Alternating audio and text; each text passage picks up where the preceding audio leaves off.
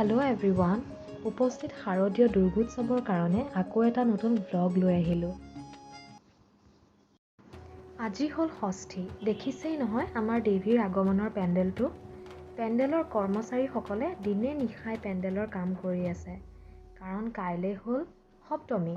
গতিকে আজিয়েই দেৱী পাতত তোলা হ'ব। কাইলৈৰ পৰা দেৱীৰ পূজাৰ কাম আৰম্ভ হোৱাৰ আগতেই আমাৰ পেণ্ডেল সজাই কমপ্লিট হৈ গৈছে।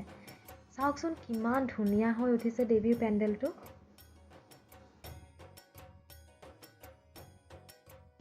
আজি হ'ল অষ্টমীৰ দিন। আমাৰ ভক্তপ্ৰাণ ৰাইজে আৰু লগতে ময়ো ভোকে লঘোণে আহি কেনেকৈ চাকি ধূপ জ্বলাই আছোঁ দেখি জেগা টুকুৰা যেন তীৰ্থভূমি যেন লাগিছে।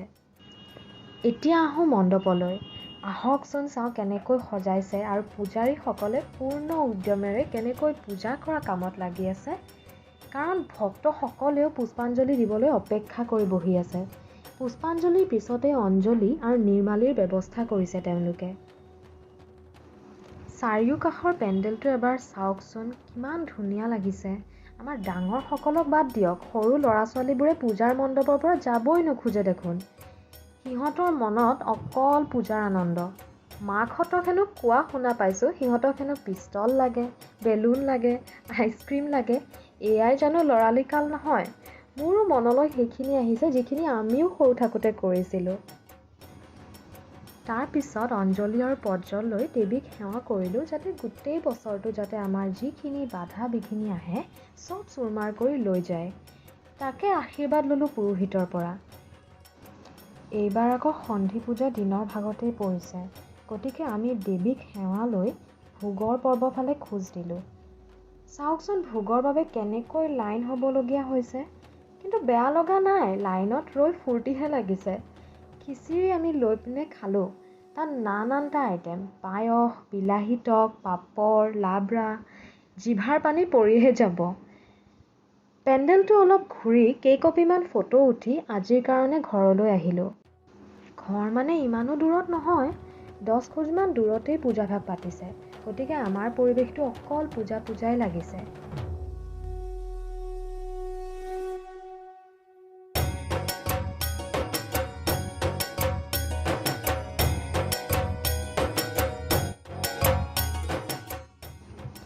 আজি হ'ল নৱমী। চাকি ধূপ জ্বলাই দেৱী মাৰ ওচৰত সেৱা কৰি পূজাৰীৰ আশীৰ্বাদ আৰু অঞ্জলি লৈ ভোগৰ পৰ্বৰ ফালে আগবাঢ়িলোঁ।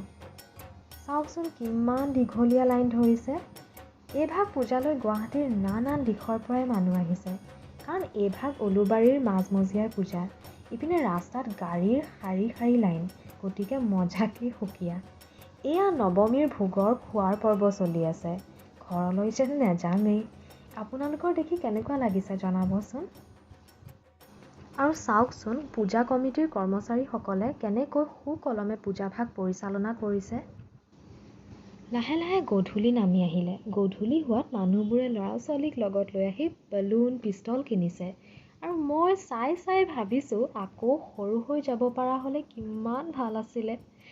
কাইলৈতো হ'ল দশমী, সেইবাবে আজিৰ কাৰণে ইমানতেই সামৰিলোঁ। আকৌ লগ পাম নেক্সট ভিডিঅ'ত। তেতিয়ালৈ a very happy Durga Puja to all of you and your families. Please keep watching and মোৰ চেনেলটো please subscribe কৰি দিব। Bye.